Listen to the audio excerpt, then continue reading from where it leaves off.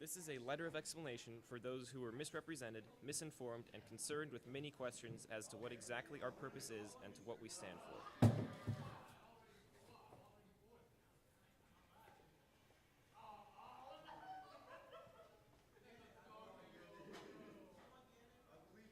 From the events of the past week, which began with racial slurs being stuck to a trash can, it should now be evident that it was much of a deeper issue that needed to be addressed.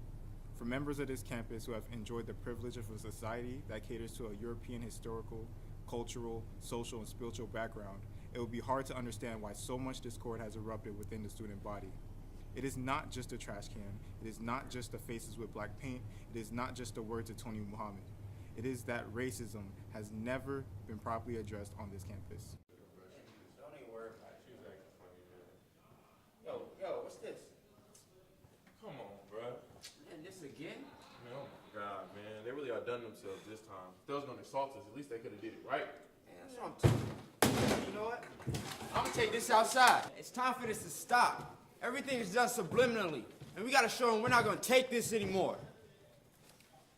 It is a proven fact that racist incidents have been put off, swept under a rug, and totally ignored by those who choose not to care as long as they have not been victimized.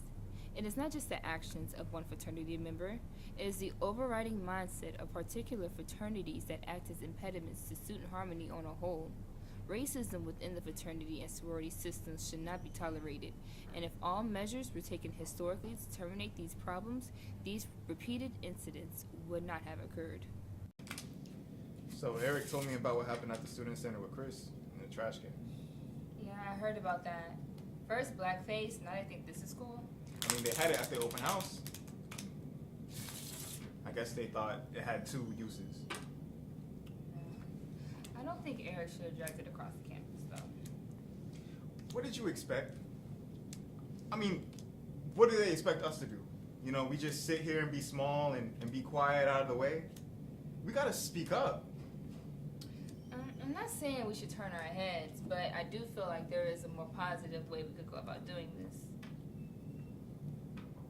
Do a talk? I could get a committee together. How about that? We'll invite the dean, we'll invite the president, we'll have everybody there, and we'll be able to get around and actually go about doing this the right way. A talk isn't gonna work. Okay?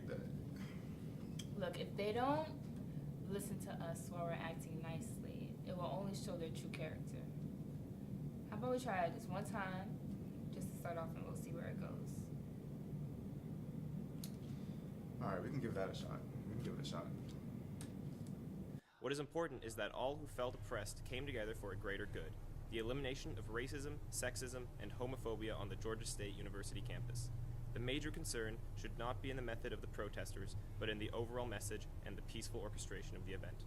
It has been alleged that it was the student protesters who locked the doors and shut down the university overall. Yet, it was the police who were told to lock the doors and shut the power to the elevators. And it was the administration who chose to cancel all classes. This also addresses the concerns of the dissatisfied handicapped students who complained of the impeded access on the campus. This may sound like a plea for people for understanding, but the time for pleading is over. We demand equal representation, equal input, and equal consideration in this institution in all aspects of our education here. If all matters of progress are not dealt with as they have been negotiated, education will continue to be disrupted.